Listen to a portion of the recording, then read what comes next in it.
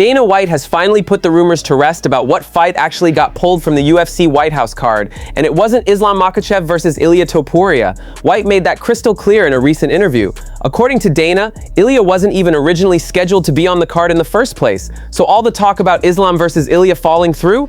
Completely off the mark. Dana also confirmed that Islam is currently nursing a hand injury with no set return date. That keeps the welterweight champ on the shelf and adds even more uncertainty to his first title defense since moving up a division. On the Justin Gaethje front, Justin revealed he was told on Thursday he was off the White House card entirely.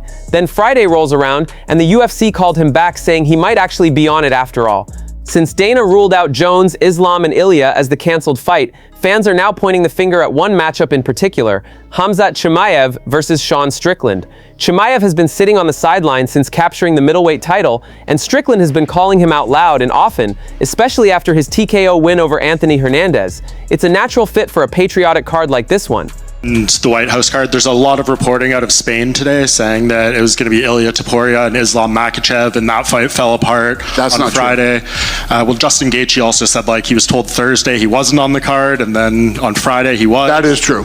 So what happened with Islam, I guess, because you know how fans are, a lot of them. That's not true, I said. Sure. So it was never Islam versus Ilia Topuria, yeah. So anyone who thinks Islam ducked this fight or anything like that, it's all incorrect. Don't worry about what fights are being made. We announce which ones are made and which ones will be happening.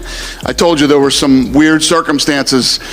The reason that fight fell out, and it wasn't up on stage with Mick, Hunter, and Sean, it was that power slap that the fight fell apart that night. And then all the boys went back to the office and literally were there till 9 in the morning. And that's how Gaethje ended up on the card. And Topuria wasn't originally supposed to be on the card either. Israel Adesanya is backing Alex Pereira to get the job done against Ciryl Gane when they clash for the interim heavyweight title at the UFC White House event. Izzy said he's riding with Alex and wants him to win.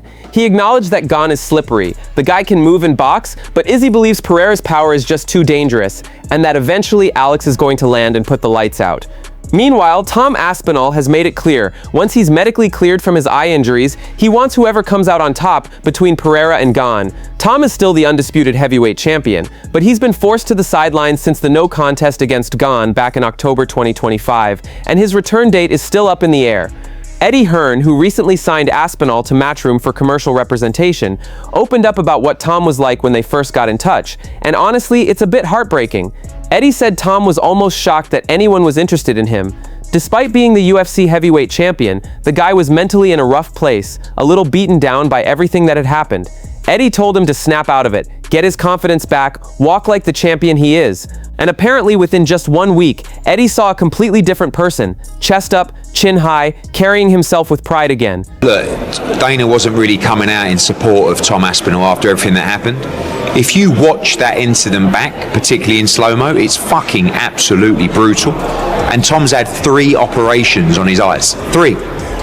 And I just feel he's been just a little bit sort of chastised to the point where it's like the narrative spun is, oh, well, he quit and he shouldn't have carried on. The guy literally had his eyeballs scratched out in a fight. Watch it back.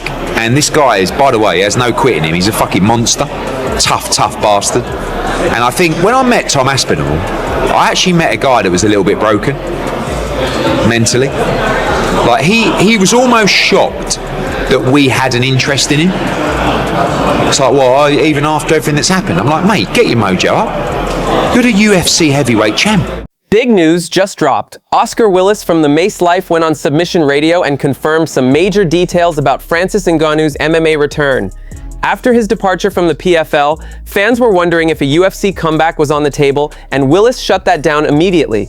He confirmed that Francis's next MMA fight will actually be the co-main event of a Gina Carano versus Ronda Rousey card under Most Valuable Promotions, backed by some very high-profile investors. Oscar couldn't name the opponent due to restrictions, but he did rule out big names like Jailton Almeida and gave fans a warning. When the opponent is revealed, people are going to be seriously disappointed.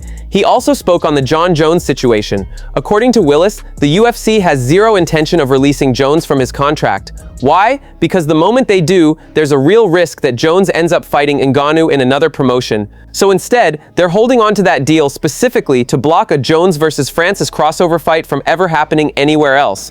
This basically slams the door on any UFC return for Ngannou, while opening up a whole new wave of speculation around who he'll face on the Carano-Rousey card. Let's roll Oscar's full breakdown from Submission Radio. I also understand the UFC stance as well. Like, I'm not fucking letting Francis, who they really love, by the way. I'm not letting Francis get a John. I'm not letting Netflix get Jon Jones versus Francis Ngannou. That's because, and they would pay John the fucking crazy money that he wants to get that fight, right? So as the UFC, I get it. It's just a sad state of affairs that, like, this is the way the sport runs. And I just feel for John. I wonder if, like, maybe there's, and look, who knows? I'll ask Dana about it tonight, actually, at Zuffa Boxing. Maybe there's a way, like, you know, they let Masvidal box Nate. You know, they can give you exceptions and stuff. I just don't think they ever will for John. Here's some news. Francis is the co-main to Ron DeGina. I'm not saying who he's fighing, but he's I on know. that. Like, You'll see. you guys are gonna fucking hate it. You're gonna hate it. You are. No. That was going to be my follow-up question. Do you guys think that, I'll go with you first, Mike, do you think we see Francis back in the UFC? But now he's on this Ronda fight, huh? No, he's never coming back to the UFC. Sean O'Malley, who's on the White House card himself, just came out and said Islam Makhachev versus Ilia Topuria should be the main event of that show. In a recent interview, Suga called Topuria one of the greatest of all time, pointing to his run of 3 straight knockouts over Hall of Famers, with Justin Gaethje potentially next in line. O'Malley also said flat out, it's definitely possible Ilia beats Islam. He believes the matchup carries massive star power and serious legacy stakes, given Topuria's finishing streak and Makhachev's pound-for-pound throne. While watching Charles Oliveira's wrestling heavy win over Max Holloway for the BMF title, Suga couldn't help but come back to Ilia and how brutally he's handled both of those guys. O'Malley's own next fight will be against Iman Zahabi. For context, O'Malley, the former bantamweight champion and one of the biggest names in the sport, is riding a bounce-back win off a unanimous decision over Song Yadong at UFC 324 after dropping the belt to Merab Dvalishvili in 2025. Ilia is one of the greatest of all time. I think he's going to go down as, he knocked out Alexander Volkanovski, knocked out Max Holloway, knocked out Charles Oliveira, back-to-back, knocked out 3 Hall of Famers in a row. And do you think he would beat Islam Makhachev? It's definitely possible. Those guys, number 1 and number 2 pound for pound in the world, I think that's the fight we need to see next. It sucks because Islam's probably not going to come back down to 155. Ilia going up to 170 doesn't make, he's not a huge guy. He's definitely, he could be walking around 185, 190. He's pretty thick. So I think that's the fight that I'd like to see as like the White House main event. Max's fucking boxing so sick. Oh, they're right back to the takedown. Charles in on the... He looks so fucking strong. It's crazy Ilia knocked both these guys out cold. It's crazy. Imagine he knocks out Gaethje too. 4 KOs in a row. Volk, Max, Charles, Gaethje. 4 Hall of Famers. That's it from MMA Time. Thanks for watching. Don't forget to leave a like and subscribe for daily MMA updates.